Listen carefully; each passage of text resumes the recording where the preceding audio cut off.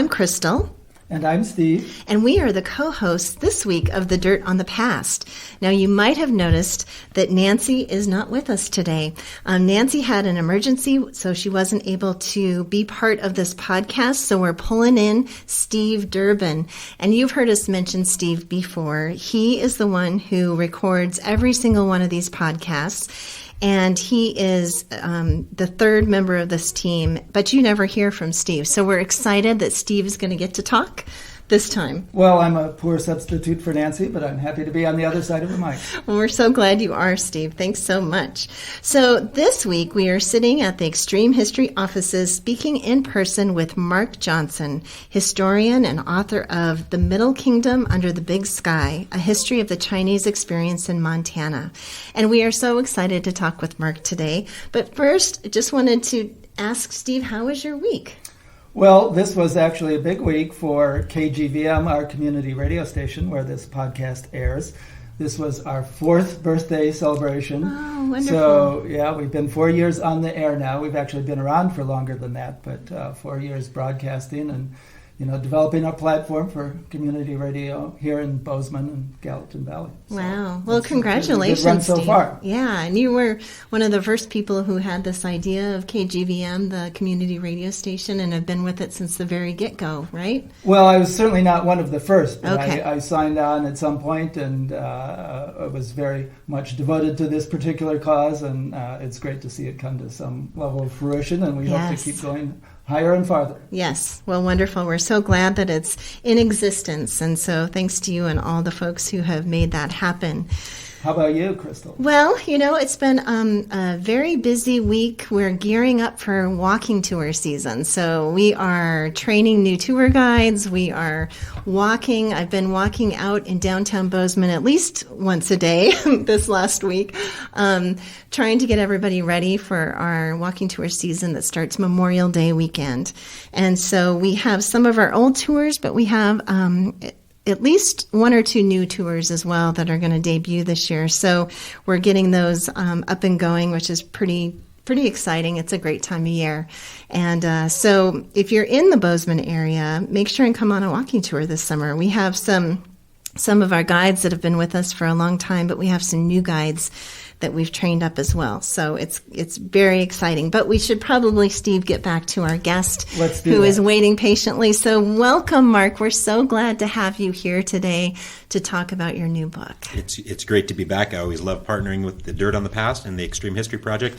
And I can attest to the quality of the walking tours that you do, having done several of them in the past. So anybody listening, come on down to Bozeman and do some of those walking tours. Yeah, and you've really helped us with some of the content on our walking tours, especially with the information on Bozeman's Chinese community. Over the years, you've really helped us with some of that information, some of that data that you've gleaned, you've passed on to us, and it's really helped us better understand the historic Chinese community here in Bozeman. So thank you so much, Mark, for doing that. And I just want to say it's so exciting to see your book because you've been writing it for a little while now, and you've been talking about it, but you've shared chapters with us in the past, and so it's just so amazing to have this physical thing. I'm sure for you, it's just extraordinary to have this physical thing in front of you. It's very exciting.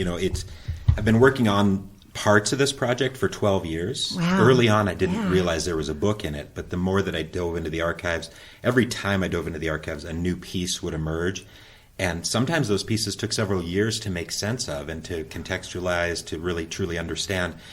And at a certain point, maybe 5 years ago, I thought, there might be enough here for a book. So when I spoke the first time for the Extreme History Project, that was August of 2017. Yeah. And that was just on a smaller piece, a fascinating piece, Yeah. I think. But at that point, I had no aspirations of it becoming a book. So it's nice to have seen this project grow and just take the time that it needed to tell the story well. Yeah, for sure. Well, let's pass it back to Steve, and he'll introduce you formally. Well, I want to start off, by telling our listeners a little bit about Mark Johnson. He's an associate professor at the Institute of Educational Initiatives at the University of Notre Dame.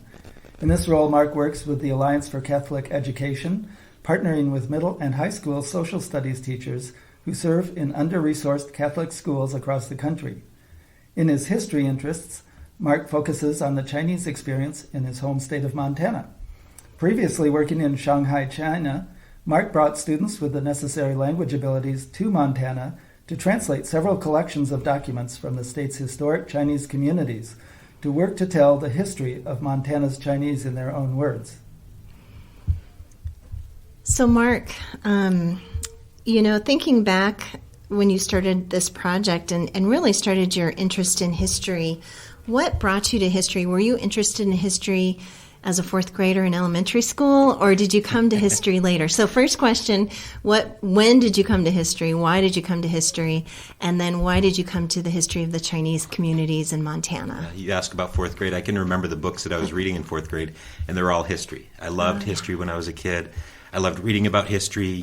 I think for a lot of young boys, it starts with kind of a military bent of history. So all the air wars of World War II were fascinating to me, and then the Vietnam War and things like that.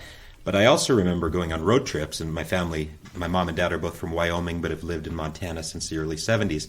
And we'd drive a lot throughout the West, and my dad would always be telling me stories about this battle that happened here or this treaty that was signed here, and I found it fascinating. It was definitely my favorite subject growing up. I had some great history teachers throughout, and great teachers, but I particularly remember fondly my history classes.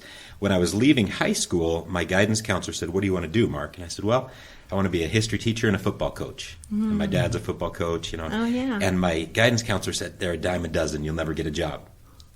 And so I thought, well, okay, I got to get a job, right? Yeah. And so I wasn't bad at math, so I went in to be a math major at Carroll College in Helena, Montana. And eventually realized I was more interested in Pythagoras' history than his theorem, Yeah, and right, exactly. just needed to switch and indulge my passion. And I wasn't good enough at math to really take that track. So I realized, maybe I wouldn't get a job, but I needed to follow my passion. So I switched my major at Carroll College and had great professors there: Dr. Robert Swartout, Yes, Father yeah. William Graytack, Father Jeremiah Sullivan. Loved my training at Carroll College, and just fell in love with world history and European history and Asian history, specifically through Dr. Swartout's influence. He also had worked specifically on the Asian history of Montana. And so I came to know a little bit about the Chinese experience in Montana through his work in the 1980s, and I studied with him in the 90s. And that planted a seed that I didn't know would eventually grow with my experience of living and teaching in China for 8 years. So then I was able to marry my home state of Montana with my international experience and bring the two together in what I hope are exciting ways for the reader. Yeah, definitely. That's great. That's great.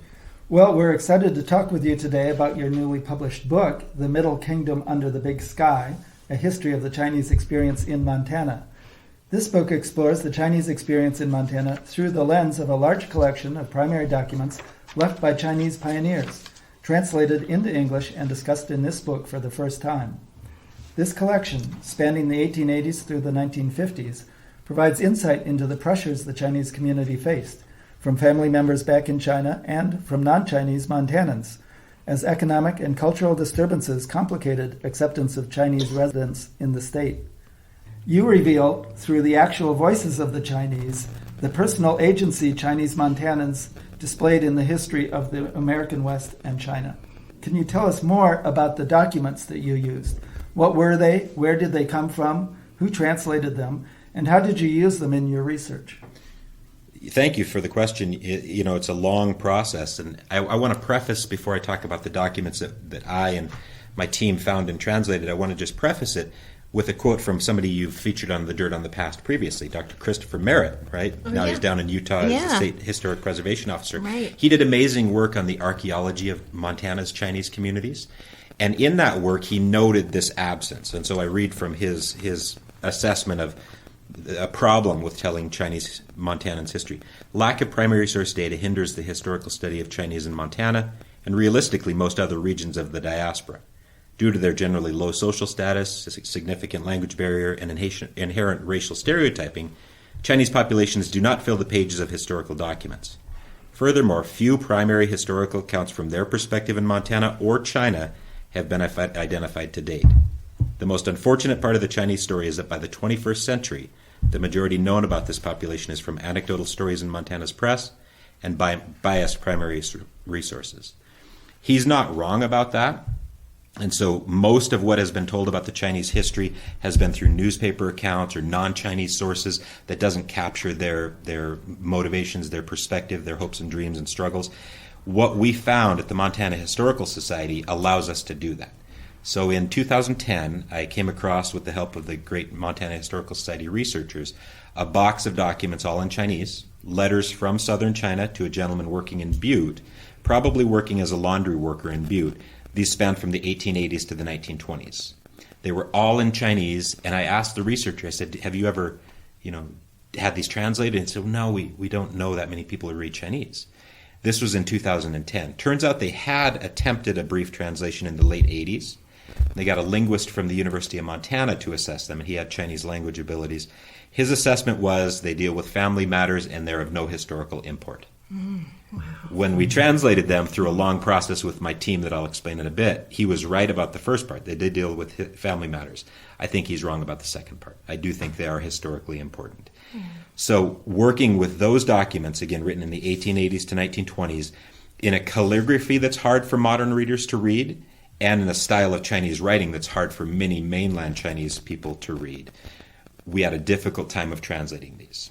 Okay, so the language was, the written form of Chinese was simplified in the 1950s after the communist victory in the Civil War, and it was simplified to try and spread literacy. That worked, but it also made it so that modern readers of the simplified script have a difficult time reading the traditional script from this time period that we're looking at. When I realized that, I realized I needed a research team, a translation team that had certain abilities. So I needed people of a certain generation. Yeah. So my students who were working in Shanghai, I needed their grandmas or grandpas who had been trained in the old ways, and or I needed people who were still learning traditional script, and that happens in Taiwan and in Hong Kong. So with that wonderful international community at Shanghai's school that I was at, we had some Taiwanese families, some Hong Kong families, and I enlisted their support, got their sons and daughters on this, got moms and dads on it, grandmas and grandpas on it. So it was truly a transnational, intergenerational translation project that gave us this insight into this first box of letters. In 2012, I wrote a number of grants, got a research team to come to Helena, Montana, where the documents are housed, while the translation team worked back in Shanghai to translate. So the research team in Helena would digitize the documents, the translation team would translate, we'd go back and forth virtually, and we would try to research what leads emerged from those translated documents. Turns out they were to a gentleman we called De Chuan. That probably wasn't how he referred to himself based on some ins and outs of the Chinese language, working as a laundryman in Butte, and the letters reveal deep cultural and family pressures on this gentleman in Butte. The letters are from southern China to him in Butte. It's assumed that he was writing back to them. We know that because we see reference to letters received and money received, but we don't have any existing letters from him because by definition they're in southern China. Mm-hmm. But the letters from southern China talk about how hard life was. They implore him to send more money. They implore him to help them buy a house, get property. They implore him with family emergencies that only his money earned in Montana can help them solve. And so it's constant pleading of send more money, send more money, send more money, come home and get married, send more money, come home and get married. And the marriage pressure was real. It's a cultural imperative for Chinese sons and daughters to produce the next line of descendants who can then honor their ancestors in a culturally important way. So this gentleman was under immense pressures from family back home, let alone the cultural pressures of being in a somewhat hostile environment here in Montana.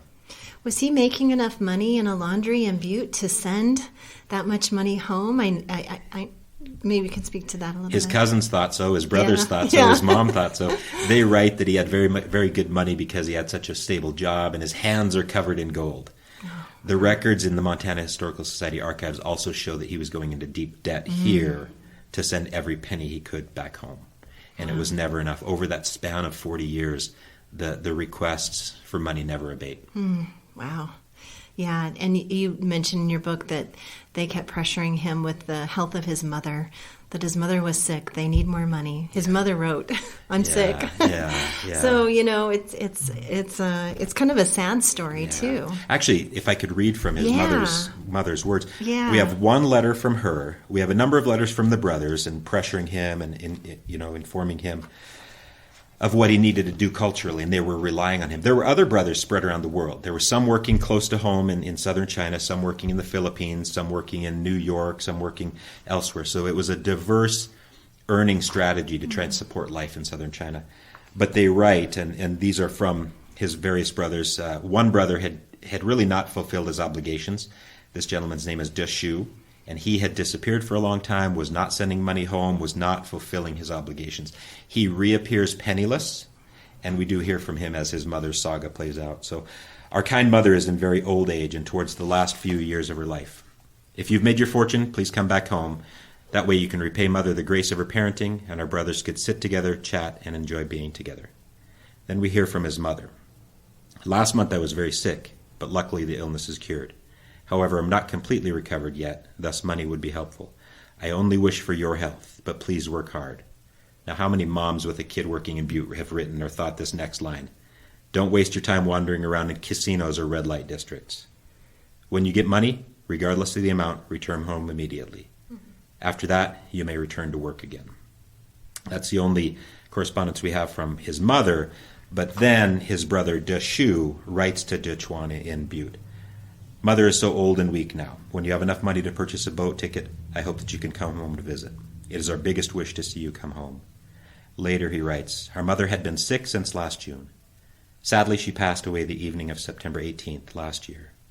Sorry that I didn't let you know earlier. Please forgive me. When Mother was sick, we deposited money for her treatment. It was not enough, and we still owe. We received your 100 silver yuan on April 7th. I'm also thankful for the 20 silver yuan you sent to me.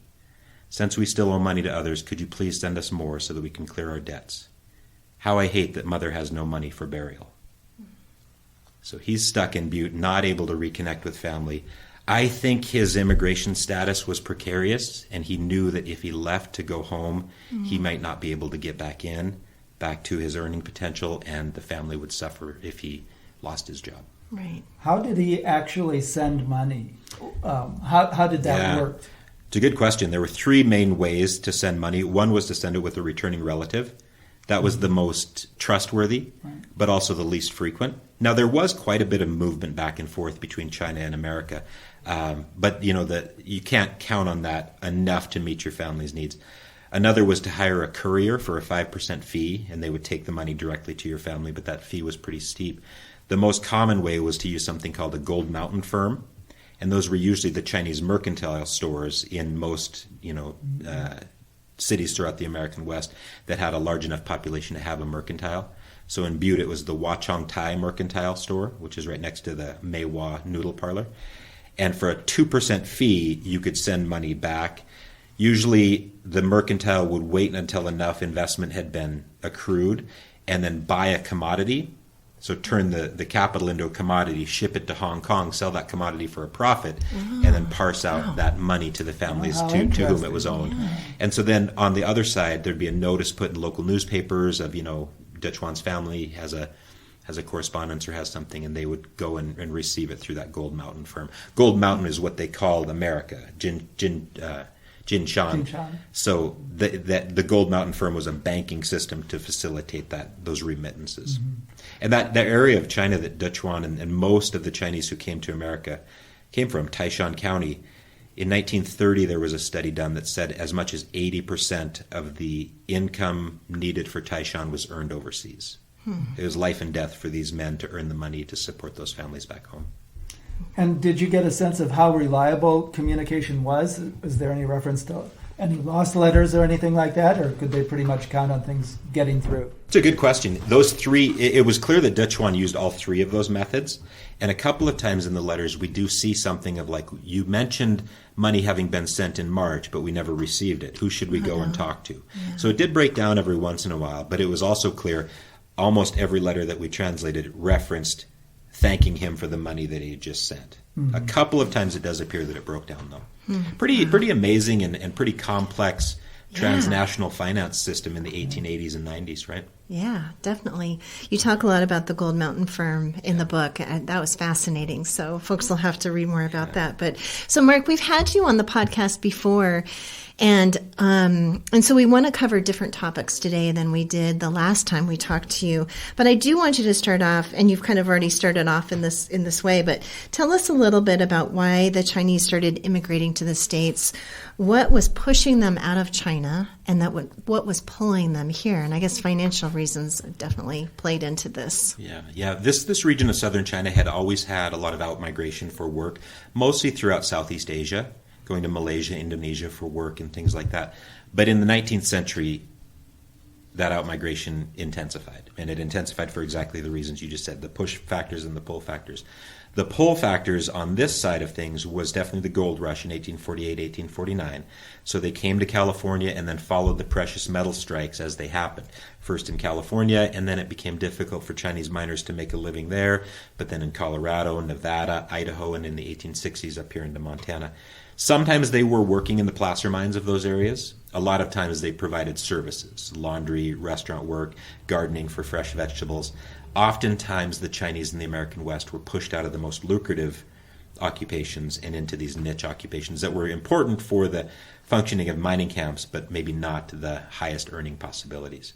So that was definitely a pull in the 1840s. In the 1860s, with the Transcontinental Railroad, that was absolutely a pull as well. So that the American West is resource rich and labor poor. They're looking for workers to build this Transcontinental Railroad, and they welcomed in Chinese workers. In 1868, the Burlingame Treaty guaranteed most favored nation status and protection of Chinese migrants, welcoming Chinese workers in to build this railroad, which they did at great, peril to themselves. So they were welcomed in at that point. Once the railroads were complete, they began to be excluded. Okay. So pull factors of economic opportunities, absolutely. Back in southern China, the push factors were many. So in the 19th century, China was not doing well with the defeats in the Opium Wars and some incursions by the Japanese. China was not able to really stand up for itself and protect its citizens at home, let alone abroad. In Taishan County specifically, there were a number of earthquakes, floods, famines, epidemics, civil wars. There was the Taiping Rebellion, which happened from 1850 to 1864, and just huge loss of life. So things were very difficult in Taishan County and in southern China generally. And then that pull of opportunities in Gold Mountain is what created the back and forth. And so Taishan County is kind of where all the Chinese came from that settled in Montana. Definitely most. Okay. Yeah. Okay. All right. So early on, even before the later Chinese Exclusion Act, there was discrimination against the Chinese. Can you talk about the 1866 anti-Chinese laundry boycott of Chinese businesses that forced them from the region or attempted to? Yeah, so the Chinese were here early in the 1860s with the gold strikes in Grasshopper Creek and Alder Gulch and Virginia City and things like that. But that it became difficult, as I just mentioned, for them to continue to make a living. There was a lot of animosity. So they tended to go into laundry work a lot. It took very little capital to start up a laundry. It just took some hard work. You didn't need advanced English language abilities even to wash people's clothes and to enter into agreements to do that. And there were very few women out here on the frontier. So they often, the Chinese often took on more feminized roles in this male-dominated society. And so in Helena in 1866, one of the main ways to get your clothes washed was to go to a Chinese laundry. However, some anti-Chinese elements didn't like that. And this was going to be a recurring theme throughout the Chinese experience in Montana, is to try and boycott them, to take away their economic earning opportunities and force them from the region. Happens here in Helena in 1866. It happens throughout Montana in 1885. 1885 was a particularly bad year. Boycotts in Deer Lodge, Dillon, Nyhart, Anaconda, Butte, on the heels of the Rock Springs Massacre down in Wyoming. So it was a tense time for the Chinese in the American West. Back to that 1866 boycott, forces tried to force the Chinese in Helena out, and the Chinese were as much as 20% of Helena's population at that time period. And so they tried to make it so that non-Chinese people would not frequent Chinese laundries. I assert that this is the first moment of Chinese voice that we have in the record, when the Chinese took out an ad in the local newspaper to try and advocate for their position in Helena and Montana society. And they write, "We have at all times been willing to abide by all the laws of the United States and are now willing to deport ourselves as good, law-abiding citizens of Montana Territory, and ask but that protection that the liberal and good government of this country permits us to enjoy. We pay all our taxes and assessments, and only ask that the good people of Montana may let us earn an honest living by the sweat of our brow. So they're pleading for their place in society, saying, we need this work, we will do good work, we'll be good citizens, they say. They mean that in a general sense, because in a very specific sense, Chinese could not become American citizens until 1943. So they're talking about being upstanding members of society, not necessarily formal citizens. Right. But they advocated for that position. They did keep their laundry. I love that quote, because I think it's the first moment of Chinese voice we see. Also using the structures of society to try and advocate for their rights, their ability to just be part of a community. And that's so early on. Yeah. You know, that was what surprised me about that 1866 year, is that it was so early, and they already had a voice, and they were already using their voice at that time. I think those gentlemen who wrote that article probably had been through similar boycott attempts and possible violence in California, possibly in Idaho. You know, they'd seen the West. They'd been pushed out, probably. But they those also places. knew what America was about, what America said it was about, and said, we want to be part of that. We'll follow your rules. Let us work. We'll work hard. Yeah, right. So, Mark, we hear a lot about Chinese men because there weren't a lot of Chinese women here. There weren't in the West and in Montana at that point in time. There weren't a lot of women in general in the territory yet. But I wanted you do talk about Chinese women in this book, and you talk quite a lot about Chinese women. So I want you to tell us a little bit about that, and the Chinese women's experiences in general. What was their lives like on a daily basis? The Chinese women who did manage to come here, and why did they come here? And then what was their lives like? And kind of in those early days in that 19th century, and later in the 20th century, Sure. how things changed for those Chinese women. There always is a gender imbalance in the West at this time period, but for the Chinese it was especially pronounced. The stats that I mind tell us that in 1870 there was 14 Chinese men for every one Chinese woman in Montana. It only widened. In 1880 it was 20 to 1. By 1900 there was 40 Chinese men for every one Chinese woman in Montana. What was the last year you said? I'm sorry, 1900. 1900. Wow. 40 Chinese men for every one Chinese woman. And sometimes people will say that's because the sending culture, Chinese culture, did not want Chinese women to go out for work. There's some truth to that, but when we compare Chinese migration in the 19th century to other areas, there's far closer of a gender balance. For instance, in Southeast Asia and Australia and places like that. And so there's something else was at work. And what was at work was American laws designed to prohibit Chinese women from coming in. And specifically because they didn't want Chinese families to take root here. I mean, it's stated by the politicians making these laws, specifically the 1875 Page Act. It was really on its surface to try and prevent prostitutes from coming in to ply their trade in the American West. And we do know that a lot of Chinese women did work as prostitutes. But before the 1875 Page Act, a lot of the Chinese women who came in were the wives of workers who were coming over to be with their family, right? The 1875 Page Act treated any Chinese woman trying to get in as if she were a prostitute. And so the numbers of Chinese women who were allowed in shrunk dramatically, thus widening that gender gap. Merchants were able to bring wives in, and there was a trickle of Chinese women who came in during that time period. So in Helena and Butte and Bozeman, some wealthy merchants were able to either arrange a marriage and then meet their wife when she got over to this side of the Pacific, or to go back and find a bride and bring her back. With that, with those marriages, then a generation of Chinese born here in the United States who were immediately citizens began to take root. So some Chinese American families did emerge, but not many. And so by the 1890s, into the turn of the century, there were a few Chinese families taking root in Helena, in Butte, but it was not easy. It was not easy. And even those women, those children born on American soil were still treated by, for all intents and purposes, as if they were forever foreign. Their ethnicity was seen first before their citizenship status. So their life was difficult as well. Right. So what was life like for a Chinese woman coming over in the 1870s, 1880s, 1890s? We have some good excerpts from Butte where there were the largest number of Chinese women. And because of the assumptions of non-Chinese and Chinese society that any Chinese woman here must be a prostitute, they were a pretty locked down group. They were not allowed to be out on the streets and be seen. Family women, they were called, were not allowed to be out in society, except for a few times of the year, Lunar New Year and some different festivals when they would get dressed in their finest and go visit other Chinese families. But even then, it was pretty locked down. They'd be in closed carriages as they went on their visits. And so it was a pretty restricted life. That did change in about 1912 when the Chinese Revolution happened and the old imperial system went away for the new Republic of China. Their lives did open up here in Montana. They were able to go out about society more freely. Because things changed in China, they changed here. Yeah, Isn't that? They were very aware of politics, very aware of, and I assert in the book, very connected with and at times influencing Chinese politics on the other side of the Pacific. Wow. How did they learn what was happening in China?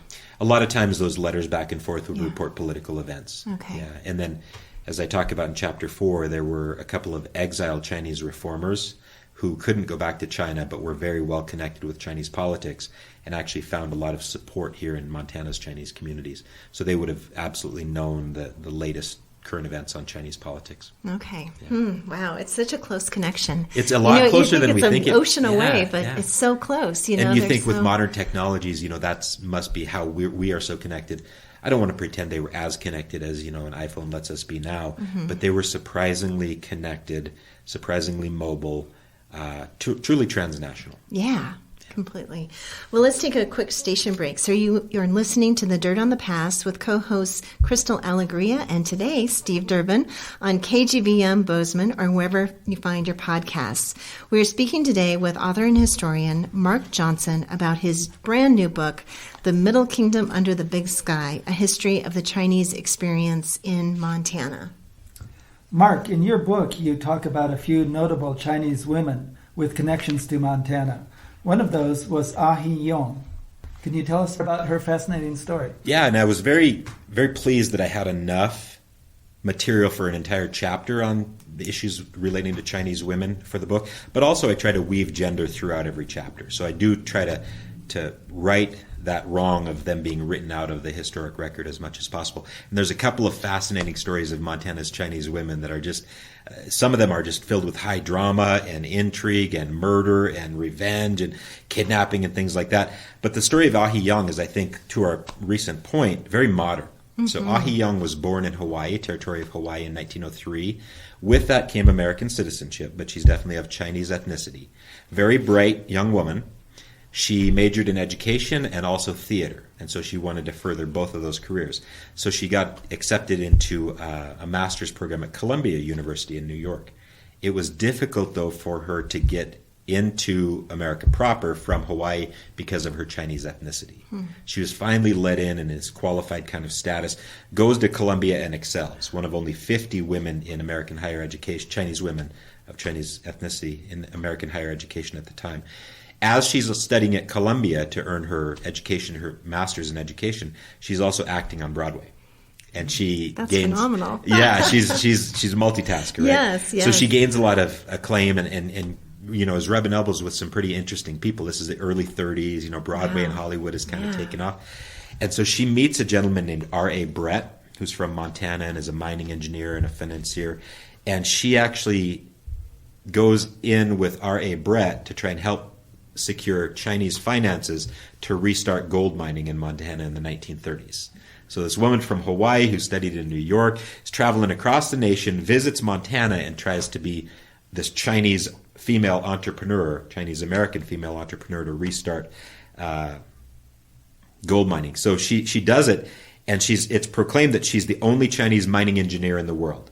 I think that overstates her credentials a little bit, but she was studying very hard. It said since her arrival in Butte 4 months ago, and this is in the early 30s, she has acquired an intense enthusiasm for mining prospects there. She intends to devote her life to mining engineering and is at present studying under R.A. Brett, president of the Winnetka Mine. she went on to talk about this extensively, and she said, Chinese once mined in the placers of Alder Gulch, and it's altogether fitting that one of the race should aid in bringing a renaissance to the famous camp. I feel that mining engineering is not only a natural but worthy ambition for a Chinese girl. Only I shall have to be a good miner to live up to the traditions of the race. And so she's this fascinating, connected, motivated person. She multitasked as well, though. She kept her acting career going, and that actually took off more than gold mining in Montana. She goes on to appear alongside Greta Garbo, Mae West, Clark Gable, Jean Harlow, Gary Cooper. She was in The Good Earth, Pearl Buck's novel that was turned into a film. So she had an amazing acting career, but had this brief moment in Montana where she tried to restart mining with the knowledge of the history of her people in that role. Wow. She goes on later to do this one-woman play that she performed in Billings several times, where it was called Out from the Inner Apartment. And she said, Chinese women are quite as modern as American women. They have representatives in almost every profession. And this play depicted the changing status of the Chinese woman during the last 25 years. So this motivated, capable, intelligent, bright, connected person had this interesting little interlude in Montana. Yeah, that's fascinating. I love her story, and I think it's so interesting that she was going into mining and acting. So can you see some... Let me just jump in there. Yeah, go ahead. Her last credit on IMDb is in Magnum PI. Oh my gosh, you're kidding. When did she pass? She is in the 1980s. Wow. Yeah. So that just takes it up to the present. I mean, our I'm going to childhood YouTube present. that Magnum PI and see if I can see her. So just spanned so many different eras, and with that knowledge of people like her working in the placer mines of Alder Gulch in the 1860s. That's what brought her to it. Yeah. So do you think there's clips of her in those films with Absolutely. Mae West? Yeah. Okay. I'm going to find one of those. That's fascinating. A lot of that. people know the Anna Mae West story. Anna Mae Wong. And she's kind of in that same Hollywood, those circles, and trying to... What was her stage name again? Soo Young, Soo-Young. Soong. Y-O-N-G. Okay. All right. Good. I'm gonna search her up. Try to find that. So I want to move on and talk a little bit more broadly about the Chinese in Montana. And you have a great diagram in your book that represents where the Chinese lived throughout Montana. And so people will have to buy the book to see the diagram. But it's just wonderful. And, every time I talk to people about the Chinese community in Bozeman or the Chinese community somewhere else in Montana, people are still surprised that there were Chinese communities in Montana. And so this diagram really shows where those people were living. And you depict locations in Montana where 10 or more Chinese residents lived from 1870 to 1930. So you have a wide span there as well. So can you describe this visual and give us examples of where the Chinese communities formed in Montana and why those communities formed in these particular places? I'm really glad you like the map. I love it. Yeah, struggling with this of how to represent where the Chinese were in Montana. And then the question becomes, well, when are you talking about? Because the Chinese in Helena were at their height in 1870, and so I wanted to try and create a map that would not only show us where they were located, but when they were at their height and what the population was when it was at its height. So I had this cartographer, Erin Greb, work with me on this, and I think she did a great job to try and show that. And so I mined the census records from 1870, 1880, 1900, 1910, and 20 didn't show much, and then 1930. You'll notice I missed a date there, 1890. And Montana's Chinese population was at its height in 1890 with over 2,500 Chinese Montanans. But we don't have the specific tables for the 1890 census as they were destroyed in fire in the 1920s. And so that's a key loss. But I also got creative in trying to look at any other moment where the Chinese population was assessed. For instance, there was an 1891 health officer report in Butte that helped me peg what the Chinese population in Butte was around that time when it would have been at its height. And the health officer indicated there was about 841 Chinese in Butte at that time. Wow. I think each of these numbers is probably an undercounting, a slight undercounting, just knowing kind of the difficulty of census enumerators in dealing with Chinese populations, and some Chinese in Montana possibly illicitly and wanting to avoid government agents. So I think each community is probably a slight undercounting. But to try and overlay this and give one image that showed when the population in each of those areas was at its height was a struggle, but I think we did it well. So Billings was at its height in 1900 at 84, Bozeman in 1905 at 73. Now that 1905 number is kind of interesting because it shouldn't be a formal year of a census. There was a document check, a roust, that I talked about in our first conversation, where government agents went to every Chinese community in Montana and checked for paperwork that the Chinese were required to have obtained 11 years earlier and still have on their persons. That's also a moment when Montana's Chinese population declined significantly. Because of this document check, arrests and deportations happened, causing about 30% of Montana's Chinese population to be arrested and deported. After 1905. Yeah, wow. Yeah, so the decline was precipitous after that. Okay. But like I mentioned, Helena at 648 in 1870, Butte in 1891 at about 841. I think Butte's population was about 1,000 at that time. Okay. From a couple of other. But each of these moments, I try to substantiate as much as possible what its position was at its height. So you see some on the high line of Havre and Chinook that was definitely in dealing with the railroad construction. You see some over in western Montana in Trout Creek and Belknap and Thompson Falls that follow the route of what we know was the railroad. Other places are what we know are mining strikes, Virginia City, Alder Gulch, Dillon, Boulder, Walkerville, places like that. But they are very highly concentrated in the West. Yes. So there's more Chinese communities in the West than in the West than East. Yeah, so can you explain that? Well, if you'll notice right in the middle of pages 6 and 7, there is a big gap from my hometown of Great Falls, Montana. Yes. And it does not make the map. Oh. I cut it off at 10, so Okay. Chinese community was 10 or higher. Even if I'd gone down to 1, Great Falls wouldn't have made the map. Really? Great Falls, from that's its founding Yes. in the 1880s, it was a planned city. Most Montana cities emerged organically along a precious metal strike or foresting or something like that. Great Falls was more of a planned city, and unfortunately for this story, some of the Great Falls founding fathers planned the city to exclude Chinese. So there were no Chinese for most intents and purposes. No Chinese in Great Falls from the 1880s up through the early 1940s. Okay. So that's one reason in central Montana, and you'll notice in Fort Benton there was about 40 Chinese around 1900. So there was a Chinese population in central Montana, northern Montana. As we move out east, simply put, the sparseness of the entire population is quite sparse. So the Chinese community, there would have been small pockets of Chinese in Glendive, in Fort Keogh, places like that in eastern Montana, but not many. They generally served as cooks, laundry workers, and restaurant workers in very small numbers out there. Okay.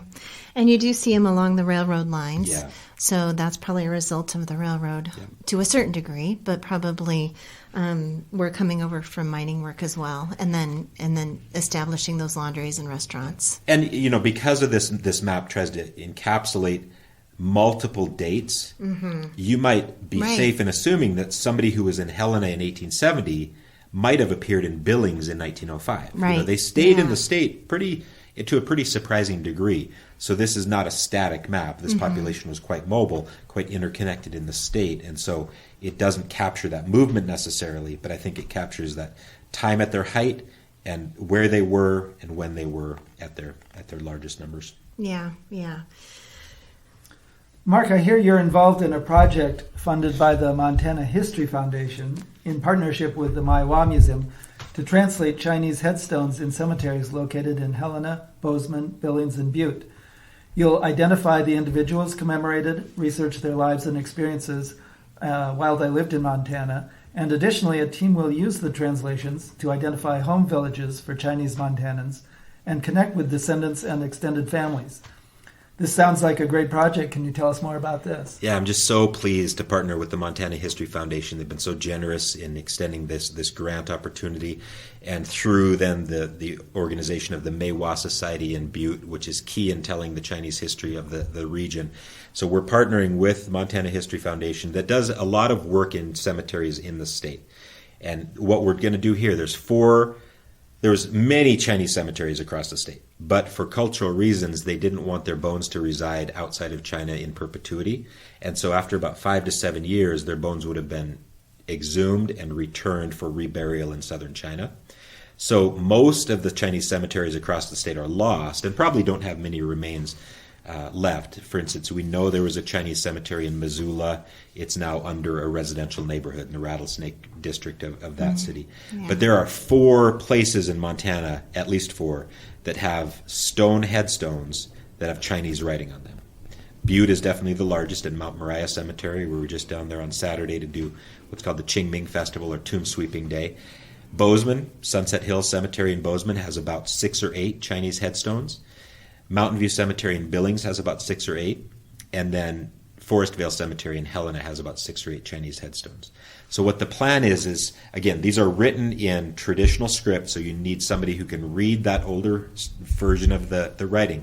But then the difficulty is not only in translating that, but in verbalizing that in the dialect that would have been spoken by the individuals commemorated on those stones.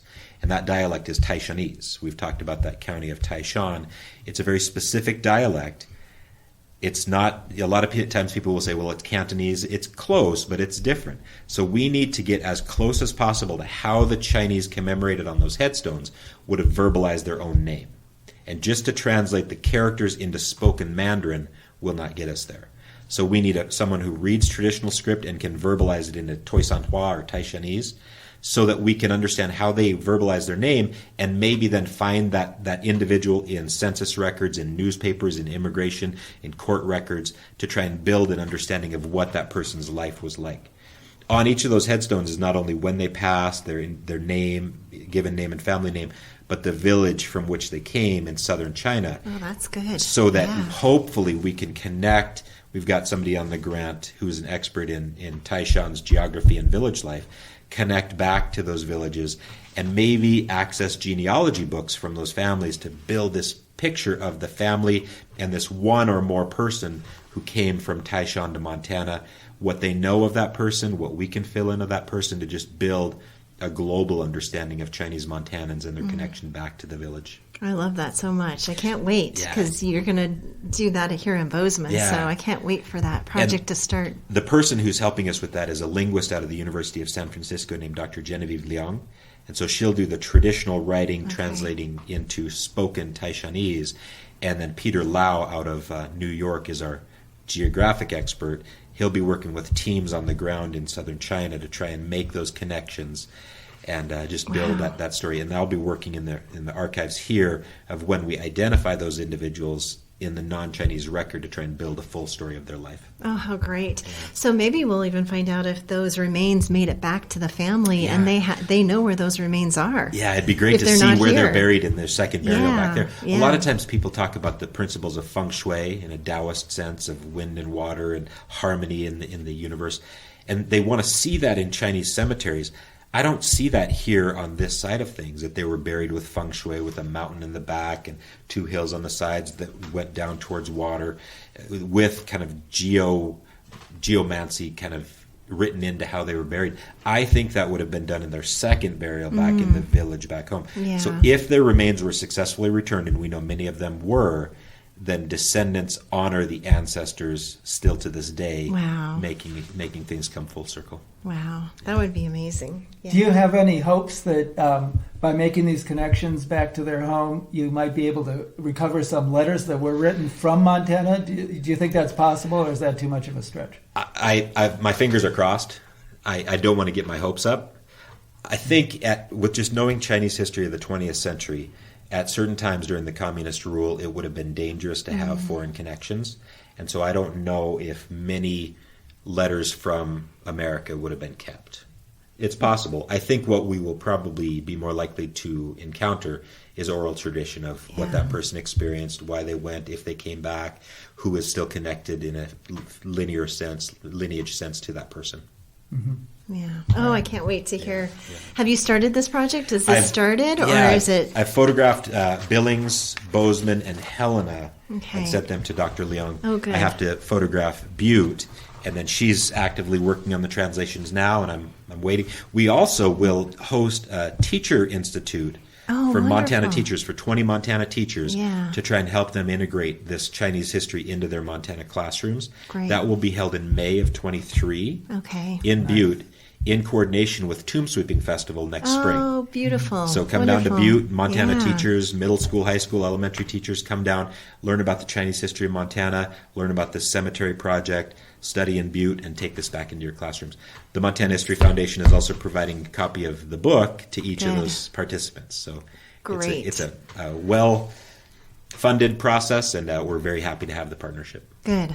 I'm so glad. I'm so glad to hear that's happening. It's Teachers, wonderful. Yeah, if teachers would like to reach out, go to bigskychinese.com and my contact page, please reach out. Yeah. I think there's a $50 stipend for teachers to take part, Oh, plus great. the book, plus meals provided, and just an exciting way to learn about our state's diverse past. Secondary or primary teachers included, everybody? K through 12. K through 12. Yep. Awesome. Okay, wonderful.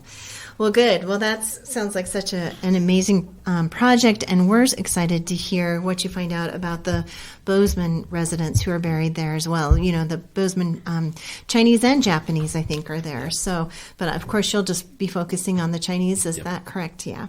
So, Mark, you're working, now that you've finished this book, you're working on new projects, the cemetery being one of them, but you have, I'm hearing, I haven't talked to you about this yet, but I'm hearing that you're now working on a project that has to do with Chinese gardens. Is that true? And if It so, is. can you tell us about this? It is. I just have to pause, Crystal. You sound like my mother-in-law. Mark, what's next? What's your next project? Yeah. What are you doing now? The book's... Right. I kid. She actually, Lucille O'Leary, was a key part of this story from the beginning. She found... Speaking of cemeteries, a tombstone that started this whole project, and I detail that story in chapter 1. So I joke about the mother-in-law connection. Yeah, and so, you told that story in the first podcast we did with you. So folks want to hear that. Great, it's a great story. Yeah, So Bitzer, go Achow back story, to that one. murder, Yeah. mystery, Oh, my intrigue, gosh. rewards, dead or alive. It's a story of the Old West that has a definite Chinese connection. Yeah. So yeah, as I did this work, I kept seeing references to Chinese gardens. And, you know, having lived in China, there are very well manicured Chinese gardens that are used for that principle of feng shui and relaxation and harmony. The Chinese gardens we're talking about in the American West were different.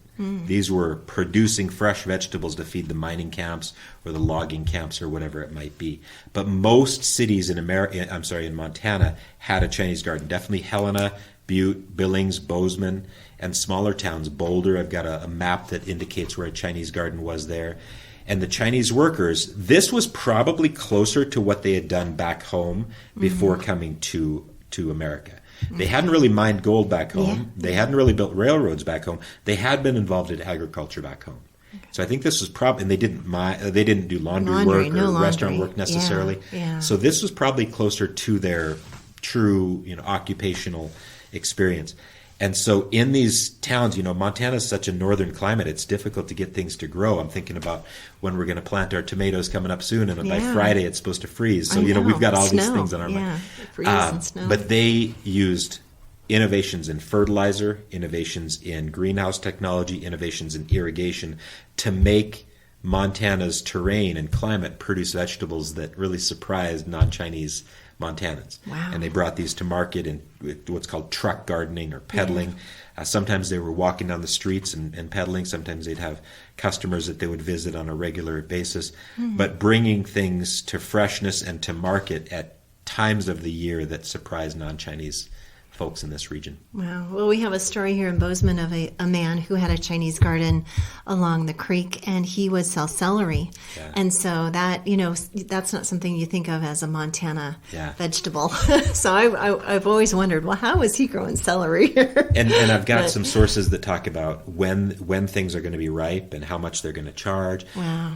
I've also got some maps that show where these Chinese gardens were. Sometimes they happen to be just any square, spare square of land in Chinatown in the urban area. That was the case in Helena. But then as the cities developed, oftentimes the Chinese gardens moved to the edge. That was the case in Butte and then the northern Helena Valley. And sadly, this made the Chinese at those gardens susceptible to violence as well. Yeah. They tended to be on the edge of society geographically and also, legal protection-wise. And they did quite well in their earnings as Chinese gardeners. So oftentimes I'm seeing reports of rowdies raiding Chinese gardens in Butte and in Helena, inflicting some violence against the Chinese gardeners, probably because they were so far away from the city center and prying eyes of legal forces, and because they knew that there'd be money there because of the success they were of those doing Chinese well. gardeners. Yeah. Right. Yeah. Yeah, we have a lot of stories of Chinese artifacts coming out from some of these probably places where Chinese were gardening along the creek, along Bozeman Creek, on the south side of town and the north side of town. Lots of people talk about different Chinese artifacts coming out of the ground and finding different implements. So I always imagine that the Chinese gardens were along Bozeman Creek on both sides. I think you're probably right in terms of irrigation. Yeah. And they would often divert the stream and use the water in interesting ways. It's so dry here, they needed to get creative. Yeah. And we've got accounts of people, of non-Chinese people who are familiar with gardening, really being impressed with the irrigation system of the Chinese gardeners in this region. Yeah. Wonderful. Well, that sounds like another great project. Is that going to be a book? That's probably an article. Okay. Yeah, maybe Montana, the Magazine of Western History, or something like that. Oh, that'll be really important. So you mentioned your website before, and I want you to mention it again.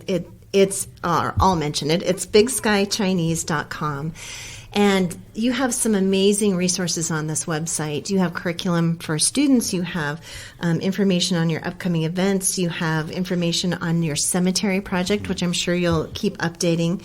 So I encourage everyone to check out this website and learn more about the Chinese in Montana. So that's bigskychinese.com. So maybe, Mark, just talk a little bit about your website and what you hope to have on that in the future. Sure. First of all, if you go to bigskychinese.com right now, there's a 40% off coupon code. That's important. Yeah. Generously offered through the University of Nebraska, the press that published the book. So that brings, academic books tend to be quite a high sticker price. But this cuts that almost in half. Yeah. I was a math major for a little while. I know that's a pretty good deal, right?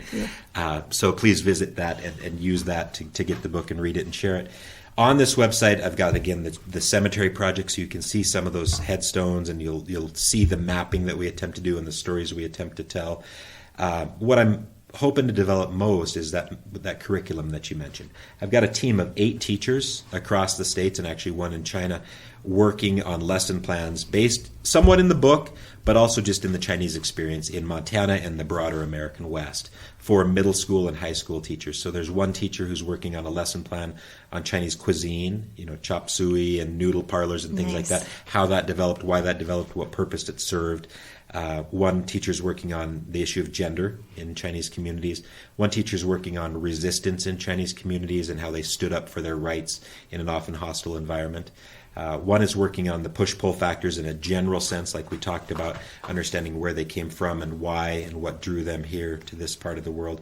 And as we expand the scope, oftentimes the story of the Chinese in the West stops in the 1900, 1910 maybe. Yeah. One teacher is working on Chapter 8 in the book, which is about the Cold War. Yeah. And so Cold War tensions, once the Chinese Exclusion Act ended in 1943, it wasn't as if the door was flung wide open, because the Cold War began, and the communist China meant that many Chinese trying to get to America were suspected of having communist sympathies and possibly being infiltrators. And so that's what Chapter 8 deals with, is these letters back and forth from these brothers trying to reunite in Montana. And so a teacher's working on a Cold War-based lesson plan that I think is a pretty exciting way to extend the normal chronology of this topic. So going back to the beginning of our conversation, the gentleman whose letters you found, did he ever get back home? We don't know. He disappears off the record. These letters were saved through the Meiwa Society in Butte in the 1980s, but they did a great job and they did a noble thing to save them. In the process of Butte's Chinatown shrinking, oftentimes when Chinese families would leave, they would leave a lot of stuff behind. That stuff would get moved into whatever building was available, and that was the Meiwa Noodle Parlor in the 1980s. Both of the collections of documents that we translated were saved through being housed at the Meiwa building before it was a museum. And in the 80s, it was difficult in Butte, and there was a lot of vandalism, a lot of arson. The building was leaking, and so it was decided that these documents needed to be preserved. In that process, much of their provenance has been lost. Many of the envelopes have been lost. And so we don't really know what happens to that first gentleman, the guy who was a laundry worker in the 1880s and 1920s.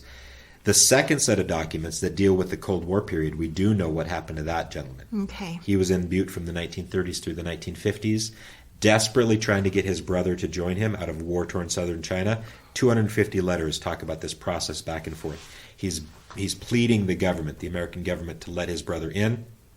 His brother jumps through every hoop, blood tests, fingerprinting, testimony, affidavits, and every time he does what the government asked of him, then by the time he's done it, the rules have changed. He's stuck. This correspondence specifically relating to get his brother out of war-torn southern China starts in 1949, continues through 1958. Finally, the brother who's in Butte decides he needs to move to Seattle to be closer to consular offices to try and facilitate his brother's entry to the States. That brother never does make it out of China and to reunite with his brother in America. But as that brother left Butte, he left these letters behind, made a life in Seattle. We now have these letters and are able to tell that story. He passed away, just again, to bring this story to the present. The brother who got into Butte at 14 years old in 1933 desperately tries to get his brother to join him. That brother dies in November of 2000. Oh my gosh. This is a present story. It is. This is an American story. This is a story of families. This is a story of movement, of hopes, dreams, of working hard and trying to make a life. And sometimes obstacles are put in their way that they could overcome, and sometimes those obstacles were insurmountable. Right. And that family that you were just talking about, their ties go back in America for quite a while. They had grandfathers who were here, so they had placement in America, and so that was why they could come and stay. But then things got insurmountable. Yeah, the grandfather was born in San Francisco in 1878, thus an American citizen. Yeah, and through a concept called derivative citizenship, his citizenship was passed down to his son and his grandsons. So when Wing Hong Hum, the subject of Chapter 8, comes into America at 1933 at 14 years old, looking like just a little middle school kid, he comes in as a citizen, even though he is detained for 6 weeks in Seattle to have his status and his what he claims to be true checked against paperwork that had been building for 100 years. Wow. This is Wing Hong Hum. Oh, that's a great photo. Yeah, he just looks like a young kid. Right. Just he is a young kid. And his father had passed away, and he had obligations to family members. He came to Butte, worked in several laundries, and then actually my assertion is he was the first Chinese American miner in Butte for 60 years. Wow. Chinese have been prohibited from working in the underground mines in Butte. Yeah. And he gets a job at the Mountain Con mine in 1941. Wow. Thus breaking that color line. Man. He was an American citizen, as we just talked about, but I think it was more about people of Chinese ethnicity were barred from those mines. So he gets a job in 1941, possibly, I think, due to wartime production increasing, manpower decreasing with the war, that allowed for him to work in the mines. Wow. He became a union member, we've got pictures of him out hunting and fishing with white friends, became fully Montanan, though his brother was never given the opportunity to do that. Right. So you really do bring this book to present. You do bring it right up to the present, which I think is really important. And maybe we could just start to wrap up on that note. And why is this book important today? I think it goes back, you talk about bringing it to the present. I'm glad that you see that and appreciate that. To go back to the beginning, though, the first time the Chinese were attempted to be counted in Montana was in 1870. And I tell this story every time I talk about this. The territorial census of Montana recognized there was 10, maybe 15% of the territorial population that was Chinese. And yet the territorial records that should give us information about those individuals obscure their identity. The census lists them as, quote, China man, China woman, China boy, stripping them of their identity, their family connections, their personhood. And I hope through this project, through the cemetery project, through the letter translations, through looking at their advocacy, their agency, their motivated pursuit of their goals as individuals and as community members, we can restore their identity and see them as Montanans, as Chinese Montanans who had great hopes and dreams, got a lot done in an often hostile environment, helped build this region through all the difficult times. Well, thank you so much for writing this book, Mark. It's phenomenal. Yes, there's much more we would love to discuss with you, but sadly we have run out of time. Thank you so much for talking to us today. The Middle Kingdom Under the Big Sky is an important read. We encourage everyone out there to find a copy. And do check out Mark's website, bigskychinese.com, for information supplementing the book. Thank you again, Mark. Thank you both. I always enjoy partnering with the Extreme History Project and the Dirt on the Past. You do great work. Thanks so much, Mark. And thanks to all you listeners out there for joining us today. If you love this podcast, which we know you do, please tell a friend and make sure to subscribe so it shows up in your podcast feed each week. And if you could leave us a review on Apple Podcasts or Spotify, we love those 5-star reviews. Thanks for listening today, and we hope you can join us again to find out more about the Dirt on the Past. A big thank you to our editor and sound guru, myself, Steve Durbin. Thanks Nice job, Steve. Yeah. Thanks to Lawson Alegria for mixing the music, and to John Chadwell for help getting the podcast out in the world.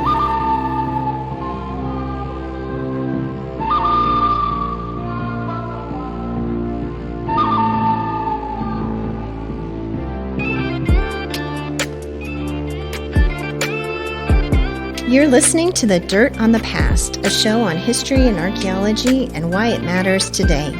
You can find us on the Extreme History Project website and also on kgbm.org. Thanks for listening. Welcome to The Dirt on the Past from the Extreme History Project and KGBM Community Radio. Whether digging up a site or dusting off the archives, we bring you some of the most fascinating and cutting-edge research in history and archaeology and discuss why it matters today. Join me, Nancy Mahoney, alongside co-host Crystal Alegria, as we converse with anthropologists, archaeologists, and historians about how they bring the past alive.